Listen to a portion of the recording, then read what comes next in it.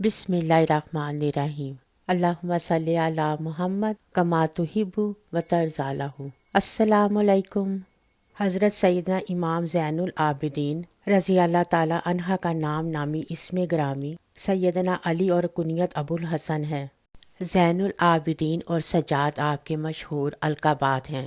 कसरत इबादत और कसरत सजूद की वजह से इन दोनों अलकाबात से आपको पुकारा जाता था। आप सैयदना इमाम हुसैन के छोटे साहिबजादे अमीरुल मोमिनीन हज़रत सैयदना अली मुर्तज़ा और सैयदना फ़ातिमा ज़ोहरा के पोते हैं। मैदान करबला में जब गुलशन अहले बैत को तय किया गया तो आप ही वो वाहिद शख्सियत थे जो जालिमों के जुल्म से महफूज रहे।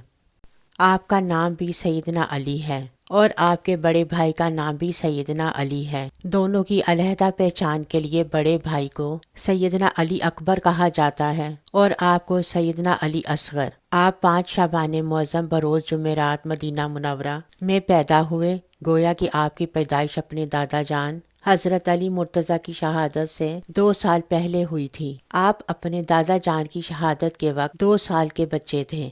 आप बहुत ही खूबसूरत थे। सर मुबारक पर हमेशा जुल्फ़ें रखते थे और खूबसूरत लिबास, बेहतरीन खुशबू, सफ़ेद इमामा मुबारक इस्तेमाल फरमाया करते थे। आपके 14 बेटे बेटियां हैं।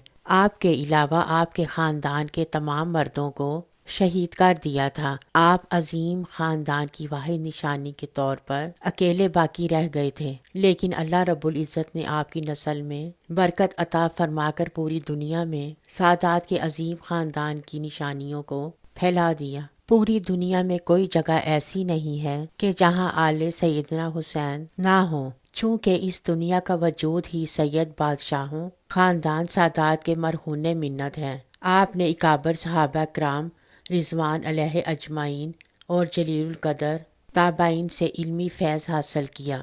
आपने तफसीर, हदीस, फ़िक़ह की अशात में भरपूर किरदार अदा फरमाया। आपकी सहावत का ये आलम था कि जब आपका विसाल शरीफ हुआ तो सैकड़ों घराने ऐसे निकले कि जिनकी किफ़ालत आप फरमा रहे थे और इनको ये इल्म भी ना था कि हमारी साल साल से मुआवनत कौन कर रहा है। हैरत की बात यह है कि सामान की बोरियां आप खुद अपनी कमर पर उठाकर मदीना पाक के गरीबों, यतीमों, मस्कीनों और बेवाओं के घरों में छोड़ आया करते थे। आप इस कसरत से इबादत और तवील सजदे फरमाया करते थे कि लोगों में इबादत की कसरत की वजह से ज़ैनुल आबिदीन और सजदों की कसरत की वजह से सैयद सजाद के नाम से जाने और पहचाने जाते थे और लोगों की अक्सरियत इनके असल नाम से नावाकिफ थे। आप रोज़ाना 1000 रकात नवाफिल पढ़ा करते थे। आप इस कदर मुत्तकी थे कि लोगों में आपके तकवे, सखावत और बर्दाश्त की मिसालें दी जाती थीं। आप सवालियों और फ़कीरों के आने से खुश होते थे, खुशी से इनकी पेशानियों का बोसा लिया करते थे और इनके आने पर इनका शुक्रिया अदा करते थे। आप सख्ती से बहुत इज्तनाब फरमाया करते थे। आपके मिजाज में इस कदर नरमी थी कि इंसान तो दरकिनार जानवरों तक को नहीं मारते थे।